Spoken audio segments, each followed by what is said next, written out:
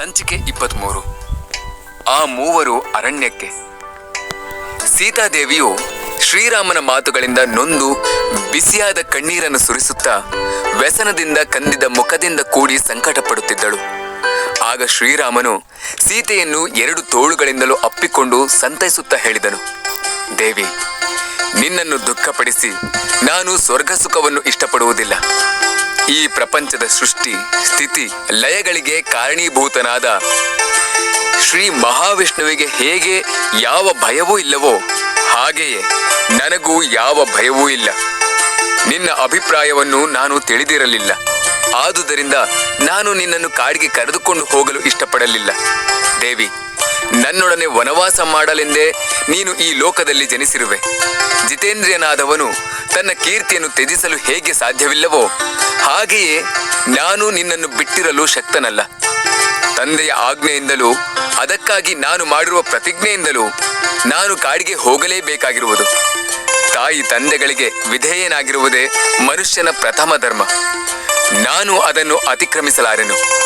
ತಂದೆ ತಾಯಿಗಳನ್ನು ಎಡೆಬಿಡದೆ ಉಪಚರಿಸುವ ಮಹಾತ್ಮರು ಪುಣ್ಯ ಲೋಕಗಳನ್ನು ಹೊಂದಿ ಕೊನೆಗೆ ಬ್ರಹ್ಮಲೋಕವನ್ನು ಪಡೆಯುವರು. ಹಿಂದಿನ ಸತ್ಪುರುಷರಾದ ರಾಜರು ಮತ್ತು ರಾಜರ್ಷಿಗಳು ಸಪಕರಾಗಿಯೇ ವಾನಪ್ರಸ್ಥಾಶ್ರಮ ಧರ್ಮವನ್ನು ಪಾಲಿಸುತ್ತಿದ್ದರು. ಆ ಧರ್ಮವನ್ನೇ ಅನುಸರಿಸಿ ನಾನು ನಿನ್ನನ್ನು ಕಾಡಿಗೆ ಕರೆದುಕೊಂಡು ಹೋಗುತ್ತೇನೆ. ತಾಯಿ, ತಂದೆ, ಗುರು ಈ ಮೂವರ ಸೇವೆಯು ಪರಮ ಪವಿತ್ರವಾದುದು. ಆದ್ದರಿಂದಲೇ ನಾನು ಈ ಮೂವರನ್ನು ಆರಾಧಿಸುತ್ತೇನೆ. ಈಗ ನಾನು ನನ್ನ ಮನಸ್ಸನ್ನು ಬದಲಾಯಿಸಿದ್ದೇನೆ. ನೀನು ನನ್ನನ್ನು ಅನುಸರಿಸಿ ಅರಣ್ಯಕ್ಕೆ ಬರಬಹುದು. ನನ್ನೊಡನೆಯೇ ಧರ್ಮವನ್ನು ಆಚರಿಸು. ಈ ನಿನ್ನ ದೃಢ ನಿಶ್ಚಯವು ನಮ್ಮ ವಂಶಕ್ಕೂ ನಿನ್ನ ವಂಶಕ್ಕೂ ಅನುಗುಣವಾಗಿದೆ. ಈ ವಿಚಾರದಲ್ಲಿ ನೀನು ಸಫಲಳಾದೆ. ವನವಾಸಕ್ಕೆ ಯೋಗ್ಯವಾದ ಸನ್ನಾಹಗಳನ್ನು ಸಿದ್ಧಪಡಿಸಿಕೊ. ಅದಕ್ಕೆ ಸಂಬಂಧಿಸಿದ ದಾನಾದಿ ಕರ್ಮಗಳನ್ನು ಈಗಲೇ ಆರಂಭಿಸು. ಬ್ರಾಹ್ಮಣರಿಗೆ ಯಥೇಚ್ಛವಾಗಿ ರತ್ನಗಳನ್ನು ದಾನ ಮಾಡು. ಭಿಕ್ಷುಕರಿಗೆ ಒಳ್ಳೆಯ ಭೋಜನವನ್ನು ನೀಡು. ನಾವು ಉಪಯೋಗಿಸುತ್ತಿದ್ದ ಶ್ರೇಷ್ಠ ವಸ್ತುಗಳನ್ನು, ವಾಹನಗಳನ್ನು, ಆಭರಣಗಳನ್ನು ನಮ್ಮ ಸೇವಕರಿಗೆ ಹಂಚಿ ಕೊಟ್ಟು ಬಿಡು ಎಂದನು. ತಾನು ವನವಾಸಕ್ಕೆ ಹೊರಡುವುದು ತನ್ನ ಪತಿಯಾದ ಶ್ರೀರಾಮನಿಗೆ ಸಮ್ಮತವಾದುದನ್ನು ತಿಳಿದು ಸೀತಾದೇವಿಯು ಅತ್ಯಂತ ಸಂತೋಷದಿಂದ ನಿಶ್ಚಿಂತಳಾಗಿ ತನ್ನ ವಸ್ತ್ರಾಭರಣಗಳೆಲ್ಲವನ್ನೂ ಧರ್ಮಾತ್ಮರಿಗೆ ದಾನ ಮಾಡಲು ಆರಂಭಿಸಿದಳು. ಲಕ್ಷ್ಮಣನು ಶ್ರೀರಾಮನೊಡನೆಯೇ ಇದ್ದು ಸೀತೆಗೂ ಶ್ರೀರಾಮನಿಗೂ ನಡೆದ ಸಂವಾದಗಳನ್ನೆಲ್ಲ ಕೇಳುತ್ತಿದ್ದನು.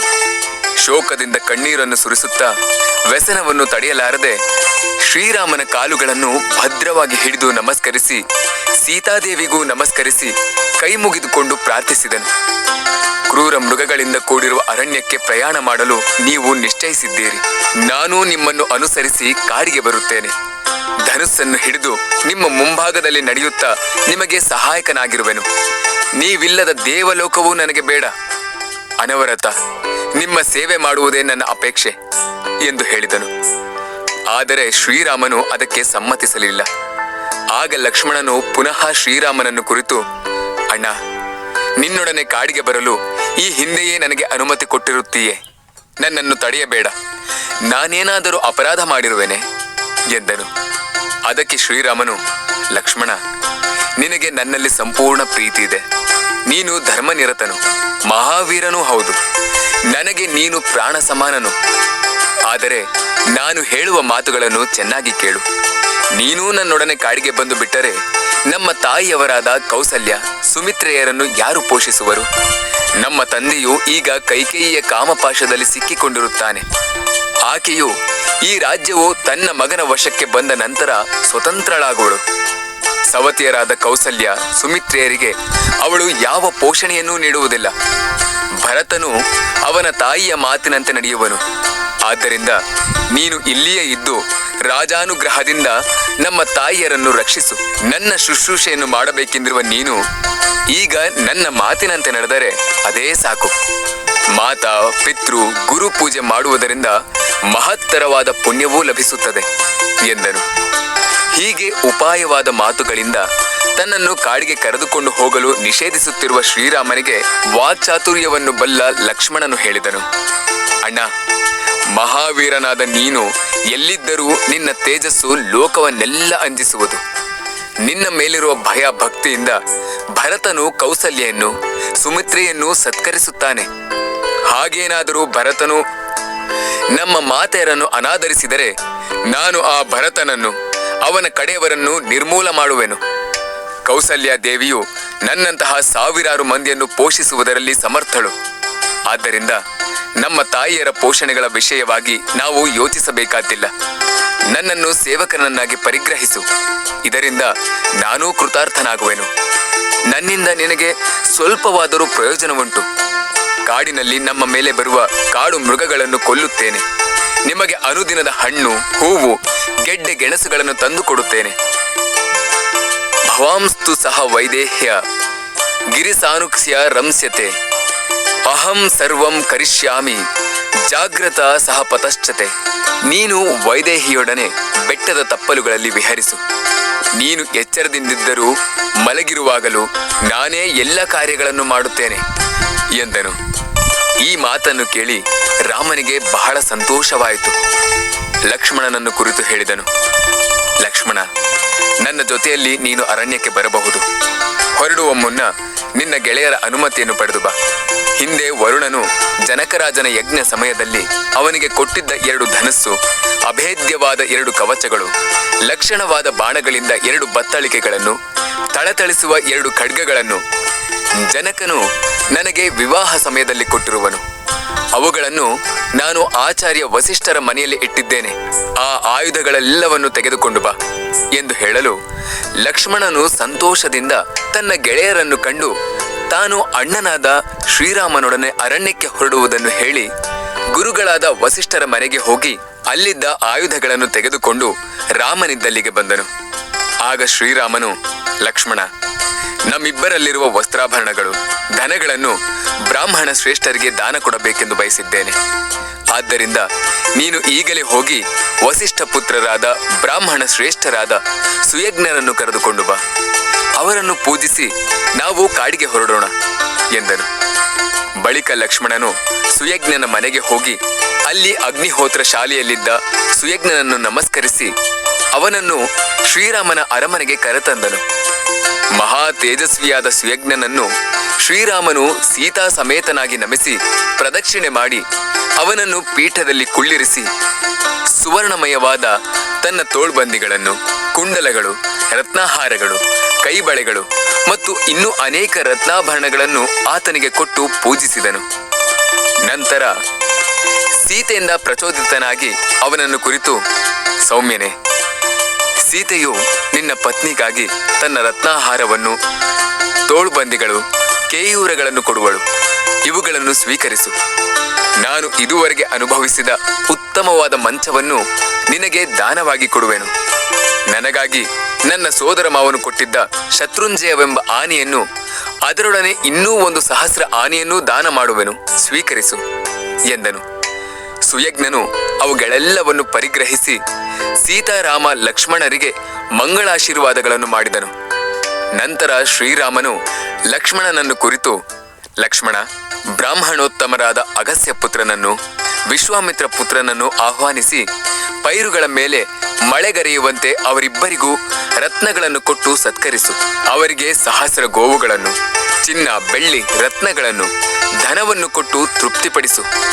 ಕೌಸಲ್ಯನ್ನು ಆಶೀರ್ವದಿಸುತ್ತಾ ಪ್ರೀತಿಯಿಂದ ಆಶ್ರಯಿಸಿಕೊಂಡು ತೈತ್ತಿರೀಯ ಶಾಖಾಧ್ಯಾಯರುಗಳಿಗೆ ಆಚಾರ್ಯನಾದ ಬ್ರಾಹ್ಮಣನನ್ನು, ಅವನು ತೃಪ್ತಿಗೊಳ್ಳುವಷ್ಟು ವಾಹನವನ್ನು, ದಾಸಿಯರನ್ನು, ರೇಷ್ಮೆಯ ವಸ್ತ್ರಗಳನ್ನು ಕೊಡು. ನಮ್ಮ ಮನೆಯಲ್ಲಿಯೇ ಇದ್ದು ಬಹುಕಾಲದಿಂದ ಸೇವೆ ಮಾಡುತ್ತಿರುವ ಮಂತ್ರಿಯಾದ ಪೂಜ್ಯನಾದ ಚಿತ್ರರಥನಿಗೆ ಅನರ್ಘ್ಯವಾದ ಆಭರಣ, ವಸ್ತ್ರ, ಧನ, ಆಡು, ಕುರಿ, ಗೋವುಗಳಿಂದ ತೃಪ್ತಿಗೊಳಿಸು. ಕಠ ಮತ್ತು ಕಲಾಪವೆಂಬ ವೇದ ಶಾಖೆಗಳನ್ನು ಅಧ್ಯಯನ ಮಾಡುವ ಬ್ರಹ್ಮಚಾರಿಗಳಿಗೆ ರತ್ನಗಳಿಂದ ತುಂಬಿದ 80 ವಾಹನಗಳು, ಭತ್ತದಿಂದ ತುಂಬಿದ 1000 ಬಂಡಿಯನ್ನು, ಎತ್ತುಗಳನ್ನು, 1000 ಗೋವುಗಳನ್ನು ಕೊಡು. ಇವರಲ್ಲದೆ ಕೌಸಲ್ಯಾದೇವಿಯನ್ನು ಆಶ್ರಯಿಸಿಕೊಂಡಿರುವ ಬ್ರಹ್ಮಚಾರಿಗಳ ಒಂದು ಮಹಾಸಂಘವೇ ಇದೆ. ಅವರೆಲ್ಲರಿಗೂ 1000 ಗೋವುಗಳನ್ನು ಪ್ರತ್ಯೇಕವಾಗಿ ಅರ್ಪಿಸು. ಕೌಸಲ್ಯೆಯು ನಾನು ಕೊಡುವ ದಕ್ಷಿಣೆಗಳನ್ನು ನೋಡಿ ಸಂತೋಷಿಸುವಂತೆ ಎಲ್ಲ ಬ್ರಾಹ್ಮಣರನ್ನು ಸತ್ಕರಿಸು ಎಂದನು. ನಂತರ ಶ್ರೀರಾಮನಿಂದ ನಿರ್ದೇಶಿಸಲ್ಪಟ್ಟ ಲಕ್ಷ್ಮಣನು ತಾನೇ ಧನವಂತ ಕುಬೇರನಂತೆ ದಾನ ಮಾಡಿದನು.